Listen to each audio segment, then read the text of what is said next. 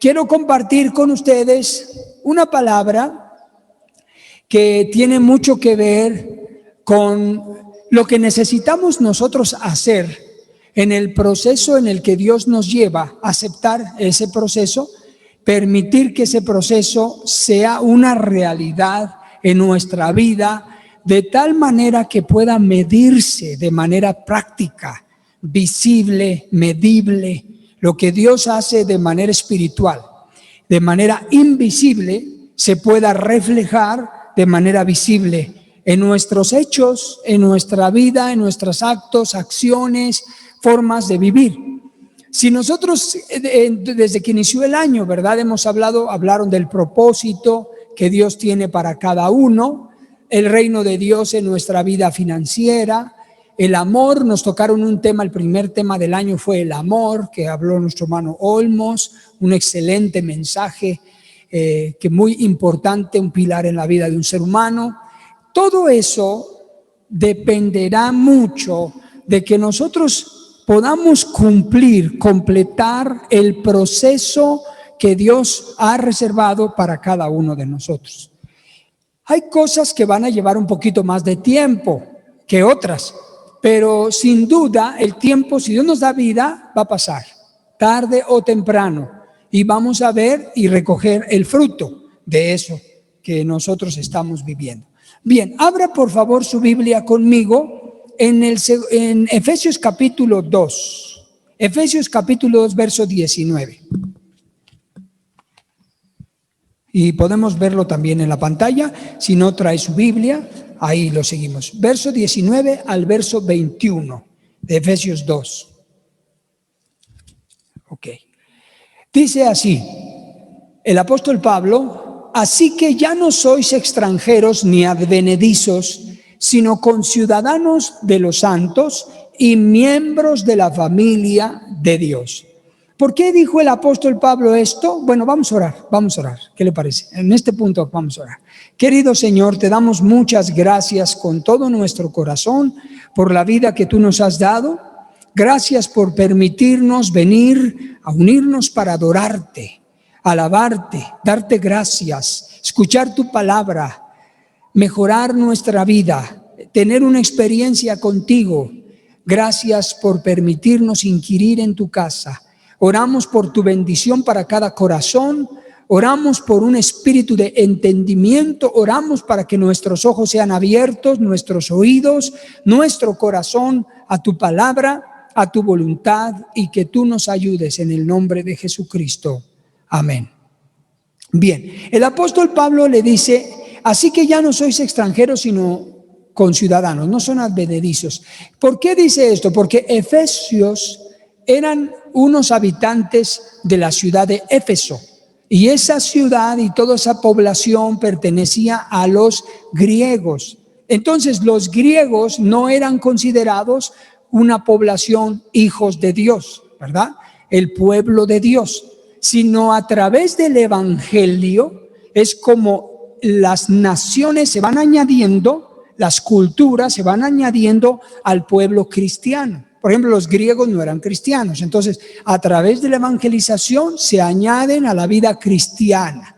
Por eso el apóstol Pablo dice: ya no son extranjeros ni advenedizos, son conciudadanos, miembros, pero viene como dice, de la familia de Dios. Porque en Dios son más allá de una religión, en Dios somos una familia, donde Él es el Padre y nosotros somos sus hijos, y entre nosotros somos hermanos. Por eso es que así nos decimos, y dice así la Biblia, ¿verdad? Verso 20, edificados sobre el fundamento de los apóstoles y profetas, siendo la principal piedra del ángulo Jesucristo mismo.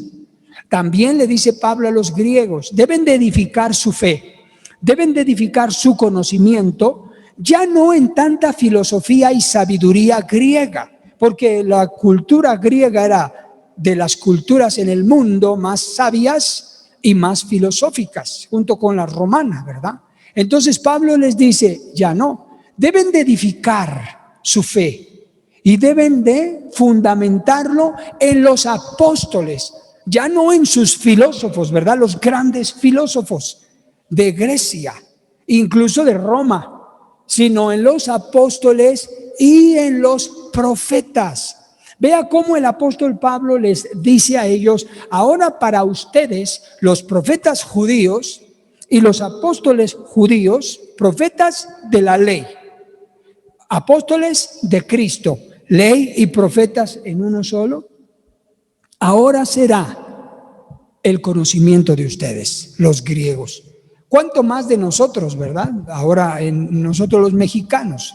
Entonces, dice, y esos serán una familia de Dios. Verso 20, edificado sobre el fundamento, allá lo leí. Verso 21, en quien todo el edificio, fíjese qué metáfora, símil, presenta el apóstol Pablo de nosotros, de la familia de Dios, un edificio. Dice, un edificio bien concertado, va creciendo, bien coordinado, va creciendo para ser un templo santo en el Señor, en quien vosotros también, vea, los vuelve a incluir. Ustedes también, dice, soy juntamente edificados, ¿para qué? Esto es extraordinario, para la morada de Dios. Porque se decía que Dios habita en el templo, en las alabanzas de su pueblo. Entonces el apóstol Pablo le está diciendo, ustedes también, en ustedes también, griegos, habitará Dios, al igual que en los apóstoles, al igual que en los cristianos, al igual que en los profetas, habitará Dios.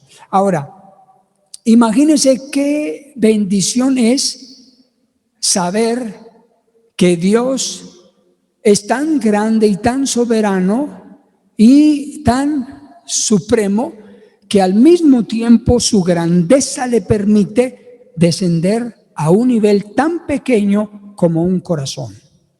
Solo alguien que es tan grande puede disminuir de tamaño, pero el que es pequeño ya nada puede disminuir. Pero por eso Dios es grande, porque puede descender a un nivel bajo y entrar en el corazón de nosotros los hombres a través de la Escritura. Ahora bien, explicando esto, ¿qué proceso tenemos que seguir los creyentes? Bueno, solamente voy a mencionar 5 pasos que tenemos que seguir y hemos seguido, y algunos de los que estamos aquí vamos a identificar que hemos seguido estos pasos, que hemos seguido este proceso, y también nos va a permitir esta palabra evaluar en qué paso estamos o en qué parte del proceso. ¿Estamos de acuerdo? Muy bien, entonces vamos a evaluar y vamos a ubicar, y al mismo tiempo vamos a saber qué camino debemos seguir, ¿ok? Porque luego uno dice, bueno, yo creo en Dios, pero ¿qué hago? ¿Ok? Esto espero que les dé esa dirección. Bien, lo que debemos saber es en 1 de Pedro capítulo 2 del 4 al 5, dice, acercándoos a Él, es decir, a Cristo, piedra viva. ¿Cómo es Cristo? Una piedra viva, desechada ciertamente por los hombres, porque desecharon a Cristo, mas para Dios escogida y preciosa. ¿Cómo es Cristo? Escogido y precioso, ¿verdad? Un valor grande. Versículo 5, vosotros también, dice el apóstol Pedro, otra vez la inclusión, vosotros, nosotros los creyentes, dice, como piedras vivas. Cristo es piedra viva, nosotros también, ¿qué somos? Piedras vivas, sed edificados como casa espiritual y sacerdocio santo, ¿para qué? Para ofrecer por medio de él sacrificios aceptables a Dios por medio de Jesucristo. Entonces nosotros debemos saber que Dios nos ve como piedras vivas. Es decir, no es una piedra así de cemento, es una piedra con vida y debemos ser edificados. Ahí entra el punto, el proceso para hacer esa piedra viva, para ser edificados y como consecuencia ser parte del edificio de Dios. ¿Recuerdan eso en Efesios 2? Edificio. ¿Y qué es? Una casa espiritual, una familia, es un proceso. Y lo primero es esto. Dios le dice a Israel en Isaías 51:1, ahora sí, ahí tome nota porque aquí entra que me voy a evaluar, me voy a ubicar y voy a saber qué hacer. Isaías 51:1, primer paso. Bien, dice así la Escritura: oídme, los que seguís la justicia, los que buscáis a Dios. Fíjese, ¿a quién le habla? A todo el que busca a Dios y a todo el que siga la justicia, de cualquier cultura, nación, lengua, tribu, etc. Miren a la piedra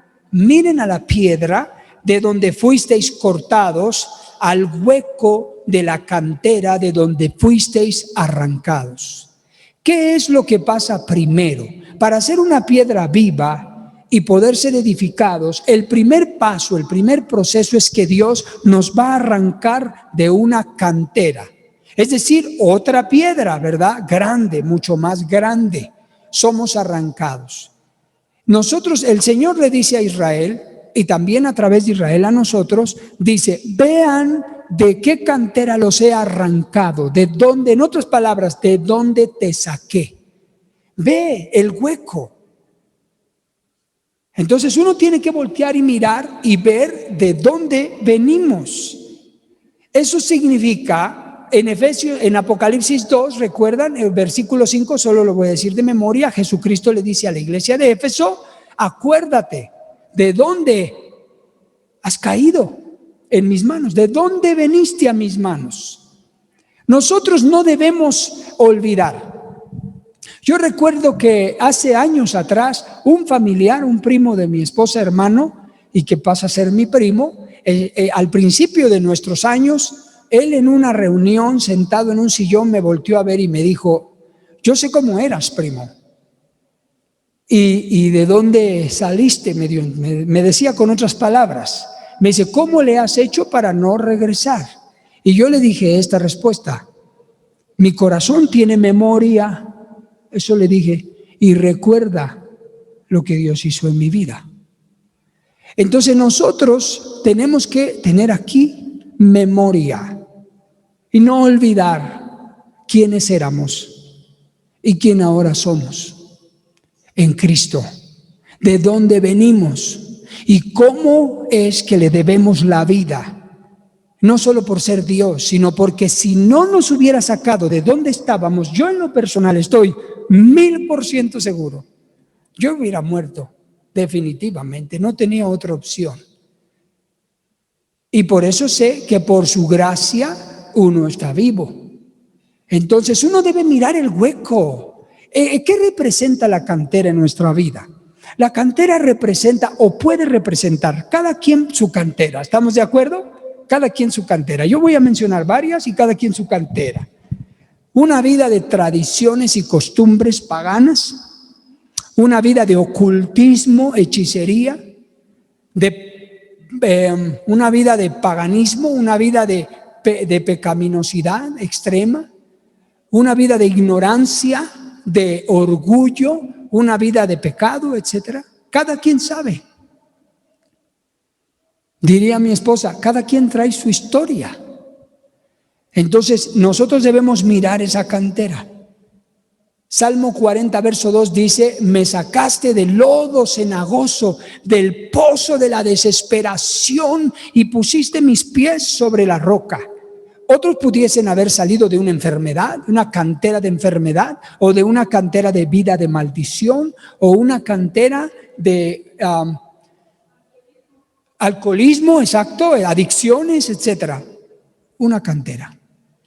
Cómo sería extraordinario recordar tantos testimonios de hombres y mujeres que han impactado el mundo de nuestra generación.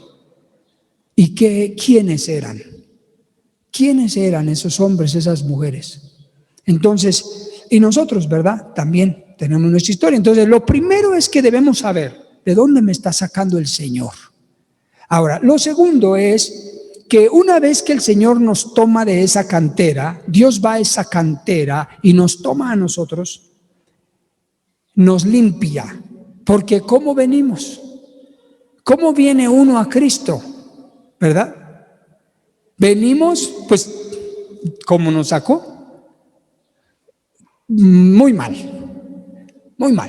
con muy mala educación, aunque mencioné en uno de mis mensajes pasados, y debo decirlo, usted podrá y yo podremos tener preparación académica, ¿estamos?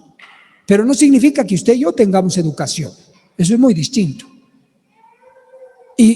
Por eso digo, con muy mala educación, con una cultura ofensiva a Dios, con una vida, etcétera. Entonces, nos tiene que limpiar el Señor. Dice eso en Efesios capítulo 4, por favor vaya conmigo. Efesios 4, 22. Dice así el capítulo 4, verso 22 en adelante. En cuanto a la pasada manera de vivir, despójense del viejo hombre. Tenemos que limpiarnos del viejo hombre, ¿ok? Hombre, género humano, ¿ok? Hombre, mujer, que está viciado conforme a los deseos engañosos. Nosotros cuando somos sacados de la cantera, venimos a Cristo, más cuando ya estamos grandes, ¿no? Cuando ya estamos grandes, venimos con un montón de vicios, mañas, prácticas, costumbres y hábitos engañosos.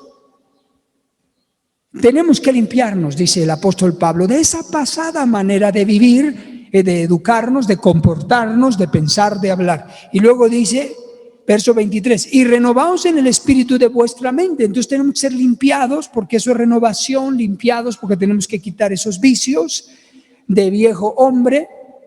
Y luego dice verso 24, vestíos del nuevo hombre, se da cuenta, limpiado, creado según Dios en la justicia y la santidad de la verdad.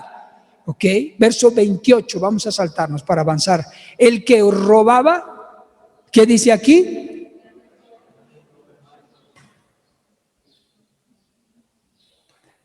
No podemos. Si estoy en Cristo, yo no puedo robar, no debo. Así sea comerciante, no debe robar. O sea, no manipule, ¿verdad? Los precios, qué sé yo, tantas cosas que se puede uno robar en el comercio. No debemos robar, así punto. Dice, el que robaba no robe más. Tengo que limpiarme de robar.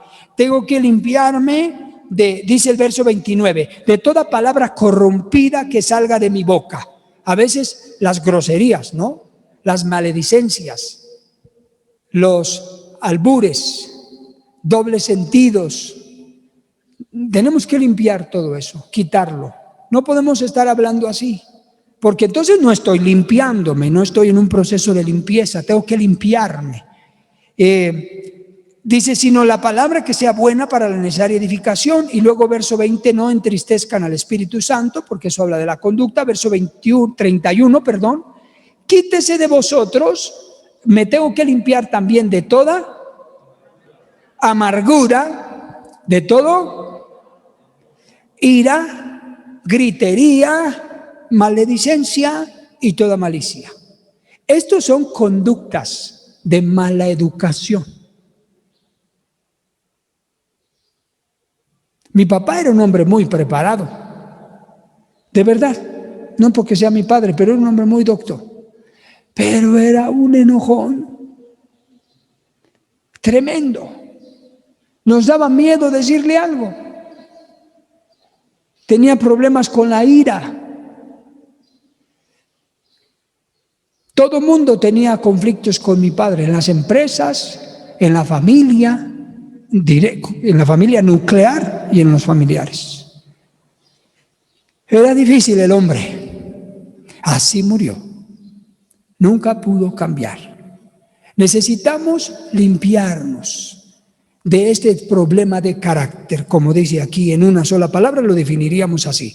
Luego dice el versículo 4, de palabras deshonestas, necedades, truhanerías, que no convienen, capítulo 5, 4, que no convienen, ¿verdad? Y luego versículo 11 del capítulo 5, no participen de las obras infructuosas de las tinieblas, sino más bien repréndanlas, porque vergonzoso es aún hablar de lo que se hace en estas cosas, ¿verdad? En secreto. Entonces, de todo eso, yo creo que usted me entiende, ¿verdad? Por sentido común me entiende muy bien que tenemos que limpiarnos. No podemos seguir siendo como somos, porque en el sentido negativo, porque entonces no estamos siendo limpiados. El Señor nos saca de la cantera, yo debo mirar la vida que traía, de dónde vengo, y yo necesito entrar en un proceso de limpieza. En otras palabras, debo volverme a educar, conductas, actitudes, formas de hablar, formas de pensar, formas de reaccionar.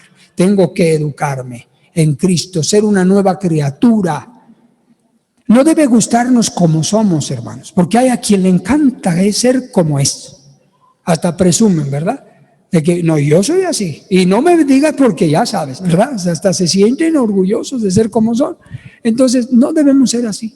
Necesitamos nosotros aprender a limpiarnos. Ese es el segundo proceso. Tercer proceso.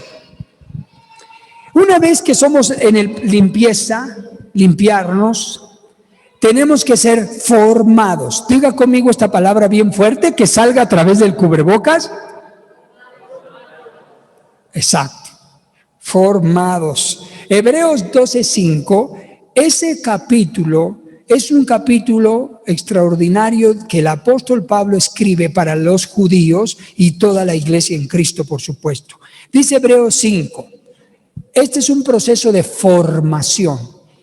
Habéis ya olvidado la exhortación que como a hijos se os dirige diciendo: hijo mío, no menosprecies la disciplina del Señor, ni desmayes cuando eres reprendido por Él, porque el Señor a quien ama, disciplina y azota a todo aquel que es tenido por hijo. Verso 7, si soportas la disciplina, Dios te trata como hijo.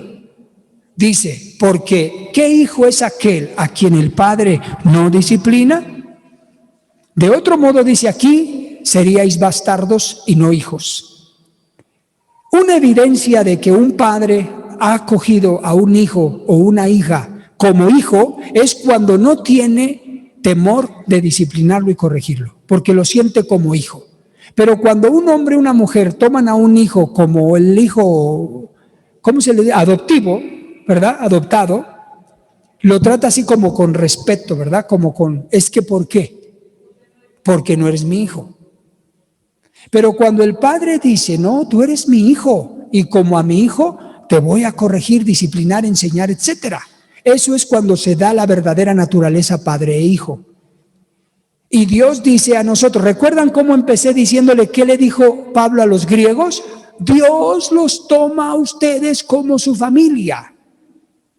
Y si es familia, es padre e hijo. Dios le está diciendo aquí, Pablo, a Dios a través de Pablo a los hebreos, que somos su familia y como familia, hijos de Dios nos trata. Ahora, la disciplina, hermanos, no solamente cuando oímos la palabra disciplina, yo sé que por la mente de todos pasa castigo. ¿No es así? Bueno, es una parte. Pero la disciplina para mí es una norma de vida. Sin disciplina no vamos a lograr nada en la vida. Si usted no tiene disciplina para su cuidado personal, va a tener consecuencias. Si usted no tiene disciplina para la comida, si no tiene disciplina para el ejercicio, o sea, la disciplina es un conjunto de hábitos, normas de vida que se llevan a cabo de manera constante, cotidiana, diaria, pequeñas acciones que conforman un carácter. Entonces, mi disciplina, dice Dios, acepta la disciplina de Dios en su palabra. ¿Cuál es la disciplina de Dios? Dejemos un ladito lo de castigo, ¿estamos de acuerdo? Tantito. Enfoquémonos en esto. La disciplina de Dios es, lee su palabra disciplinadamente, ora a Él todos los días, disciplinadamente, congrégate disciplinadamente. Por eso dice Hebreos 10:25 en este mismo libro, no tengamos por costumbre el no congregarnos. Entonces, la disciplina nos va a fortalecer mucho. Lee libros, es una disciplina de leer libros, un libro promedio al mes, libro y medio a los 2 meses si quieres un libro, pero lee. Disciplina. Disciplina en la comida, disciplina en el trabajo, disciplina y disciplina. Yo le pregunto, ¿usted tiene la disciplina de leer la palabra bendita de Dios, donde le habla, le ministra, le bendice todos los días? No tiene que responder, pero me da miedo preguntar esto directamente. Y ¿sabe? Me da más miedo por los líderes que por los demás, porque me temo que puede haber líderes que debiendo ser ya maestros, capítulo 6 de Hebreos, no leen la Biblia. Me lo temo. Y saben mucho, me lo temo por el fruto de su forma de hablar y de actuar. Porque si estás lleno de la palabra es difícil que puedas estar lleno de otras cosas. Si la leen, no digo que no, cuando vienen a la iglesia. Una vez a la semana. Pero que yo lea la palabra diario, eso es una buena pregunta. Otra, la oración. No concibo yo la vida de un ser humano cristiano que no ora. No, me da ansiedad. Me da ansiedad, en serio, en la espalda. Siento ansiedad cuando pienso que alguien no ora. Y yo digo, Dios mío, ¿cómo vive? No digo cómo vive de cómo vive en cómo veo que viva, no, cómo le hace para vivir, eso quiero decir. Entonces, Dios dice aquí disciplina, recibir la disciplina. Entonces, la disciplina nos forma el carácter de una persona, nos educa. También dice Romanos 12:2, no os conforméis a este siglo, sino transformaos por medio de la renovación de nuestro entendimiento. Entonces, Dios nos está formando a través de la palabra.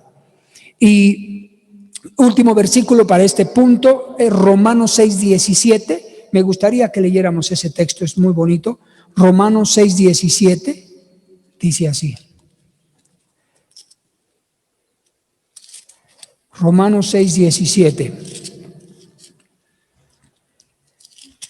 Dice, pero gracias a Dios, dice Pablo, que aunque erais esclavos del pecado, fíjese, éramos de la cantera, ¿ok?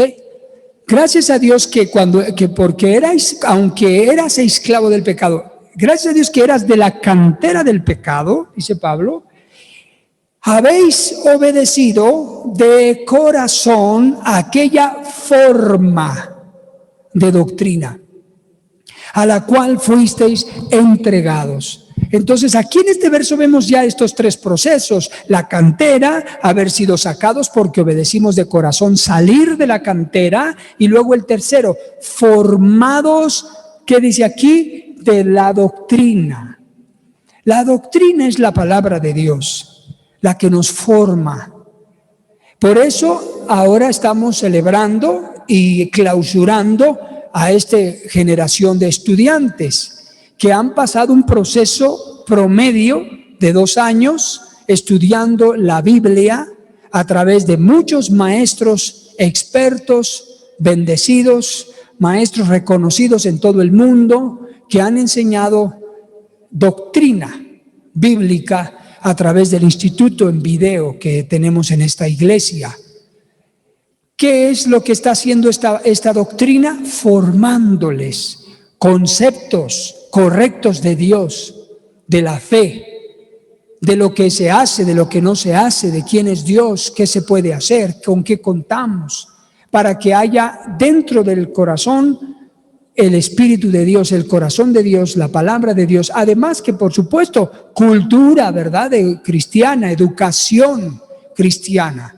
Porque han visto a lo largo de 2 años la Biblia de pasta a pasta, ¿verdad? Han visto muchísimos pasajes de pasta a pasta, han estudiado.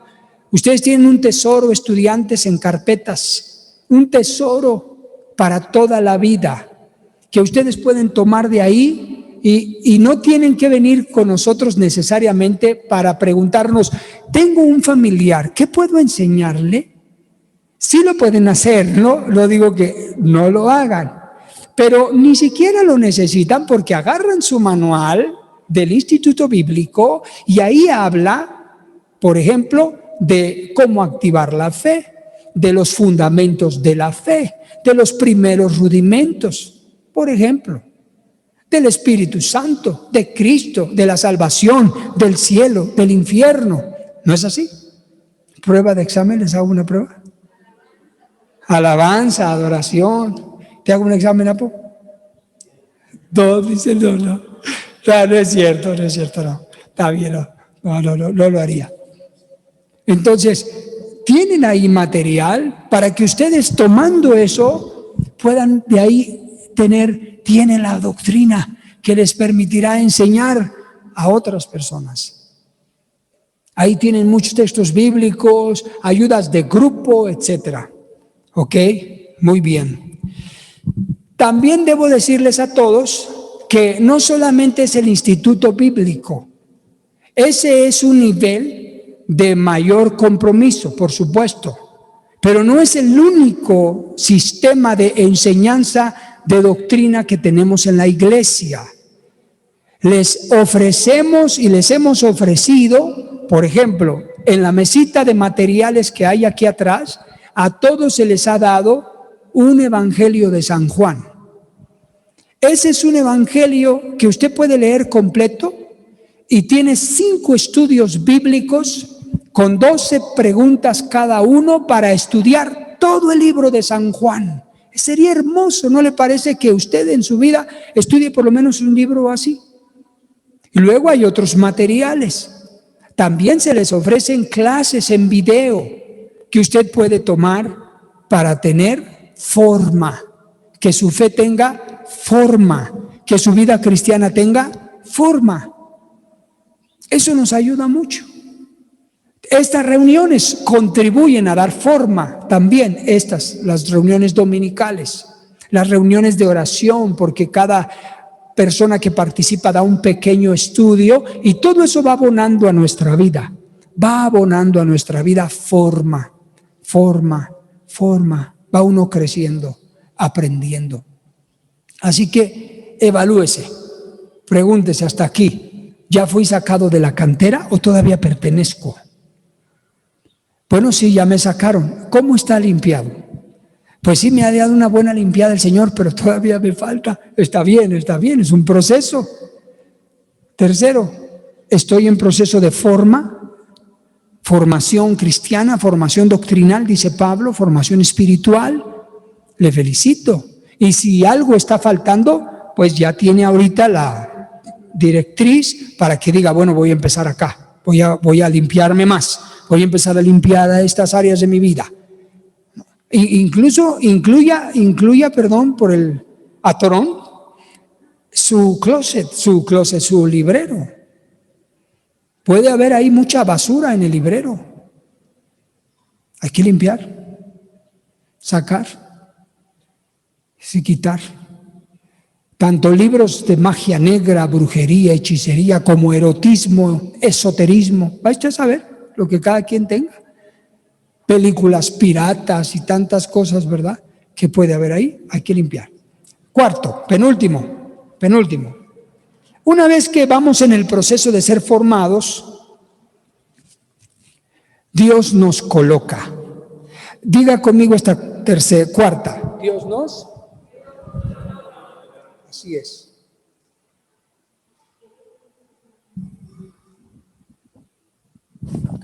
Dios nos coloca. Es decir, la piedra es limpiada. Si Dios quiere, por ejemplo, ustedes han visto aquí las hermosas paredes que hacen de mampostería, ¿no? No estamos hablando del corral que tenemos aquí atrás, que no, ¿verdad? Una pared de mampostería que son caras. ¿Por qué son caras? Porque llevan mucho trabajo. Mucho trabajo. Aquí queríamos hacer con tanta piedra que sacamos de este terreno, porque donde está usted, no, estaba así, mire, lleno de árboles. Aquí había árboles, piedras enormes que tuvimos que limpiar. Bueno, toda esa piedra, yo le decía a los maestros en ese tiempo, ¿por qué no levantamos unos muros de mampostería? Y me dijeron, bueno, están muy hermosos, pero 2 cosas, pastor. Una, nos va a costar más caro que comprar el bloque y nos va a llevar el doble o el triple de tiempo. No, con eso me dices todo, ya, vámonos a adorar. Todo lo metieron en la cimentación.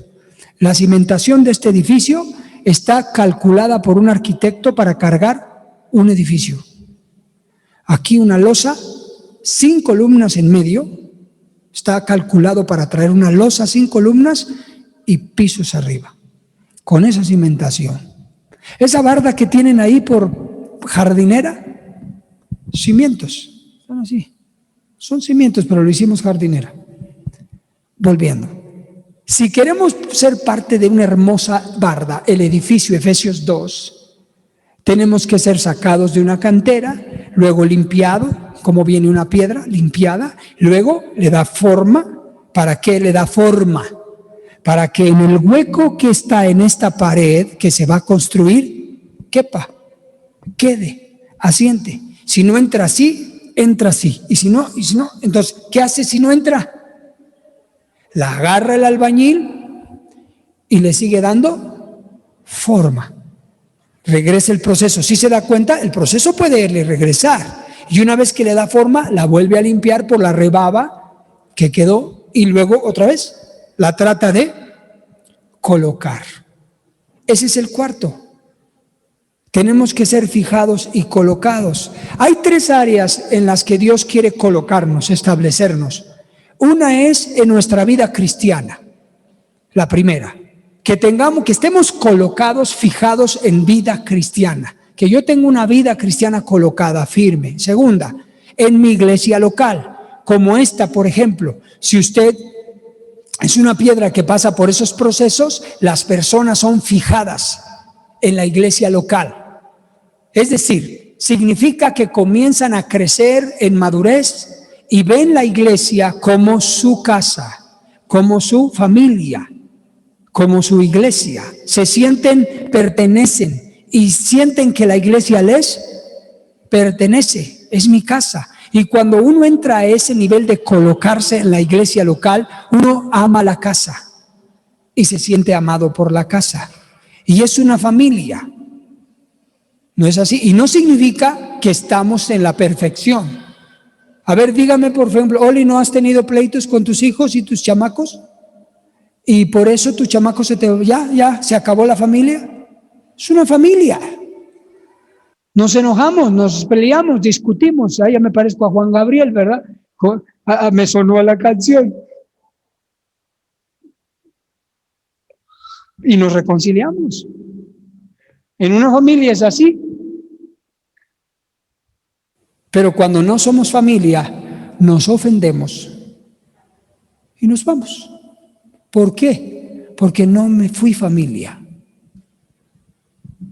Pero cuando eres familia, te duele lo que pasa y sigues adelante. Y lo arreglas, ¿o no? Exactamente es igual. Por eso Dios hace ese símil. La iglesia, familia. Dios Padre. Para que podamos en nuestra mente humana entender y comprender. Entonces somos fijados y establecidos en la iglesia, vida cristiana, iglesia, y luego el tercero, en un ministerio. Somos colocados en un ministerio, porque esa piedra ya encontró forma, su lugar, y se acomoda. En la visión de esta casa, porque esta iglesia ha sido establecida con visión. Antes de que existiera la iglesia, yo ya había escrito la visión, la misión, valores, objetivos y obvio las metas, eso se va cambiando y se van logrando.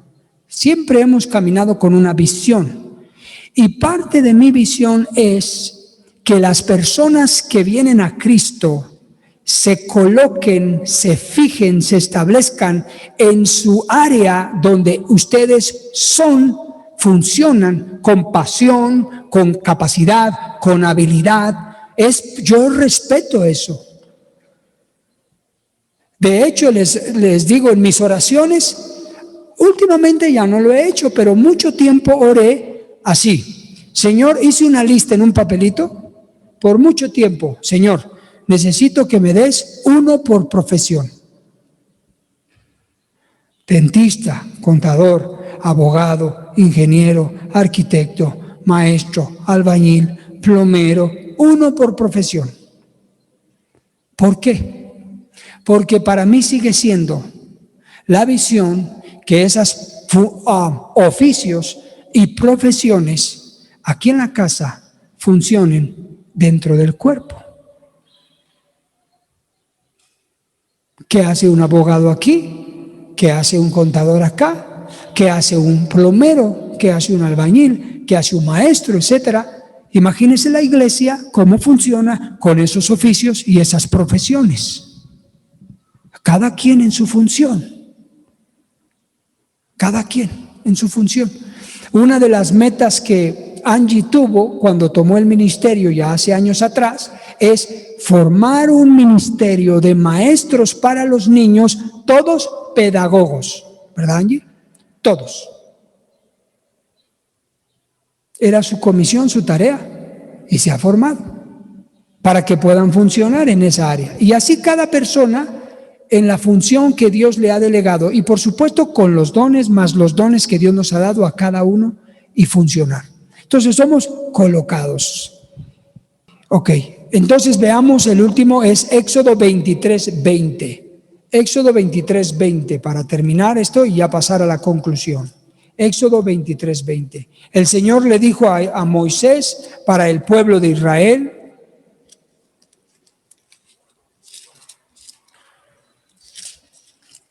dijo así: he aquí, yo envío mi ángel delante de ti para que te guarden en el camino y te introduzcan en el lugar que yo he preparado. Cada persona tenemos un lugar preparado de parte de Dios, un ministerio, una función. Y por último, ya que somos nosotros colocados en la pared, visualicemos la pared de mampostería, ¿ok? Somos sacados de la cantera, somos limpiados, luego somos formados para quedar bien en el hueco, en el lugar, ahí. Pero una vez que, pensemos en el maestro de obra, una vez que el maestro de obra pone la piedra, ahí la deja así, ¿qué tiene que hacer? No oigo. ¿Qué le pone para fijarla? Le pone mezcla, ¿verdad? La tiene que fijar, porque si no se fija la piedra, ¿qué pasa? ¡Pum! Se cae. ¡Pum! Se cae. Tiene que ponerle mezcla. Ese es el quinto paso y proceso en nuestra vida, que es fijarnos. Fijarnos. Primera de Pedro 5:10. Primera de Pedro 5:10, el último versículo para concluirlo. Primera de Pedro 5:10.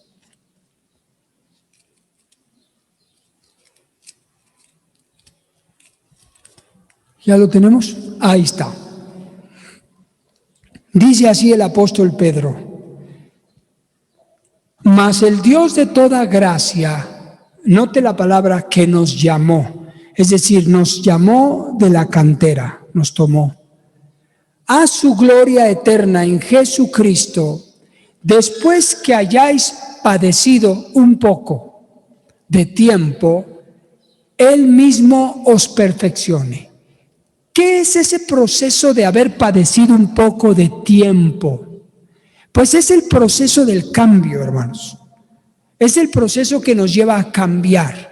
Empieza uno a cambiar de hábitos, costumbres, prácticas, tradiciones, y hay un cierto sufrimiento familiar, emocional, mental, un proceso de cambio. También cuando empieza a limpiarnos, hay un proceso de cambio en nuestra vida. Nos limpia, duele. La poda duele, ¿no es así? Podarnos duele. Entonces, habemos padecido, y luego nos da forma. ¿Qué hace el albañil para darle forma? Pues golpea la piedra, le quita muchos picos y cosas que sobran, que estorban, que están filosas, las lima, las lija, que pueden cortar, lastimar, herir, que se ven feas. Eso es el proceso de darle forma.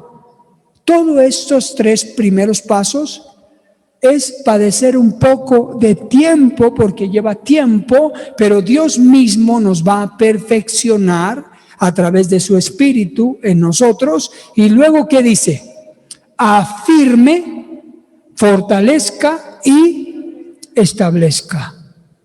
Esa piedra tiene que estar colocada en el edificio de Dios y fijada, para que a pesar del tiempo, 10 años, 15 años, 20 años y todo lo que puede venir en la vida de un ser humano en ese tiempo, no te caigas del edificio de Dios. Por eso tanta gente que ha recibido el Evangelio y la palabra de Dios, ¡pum!, se cae.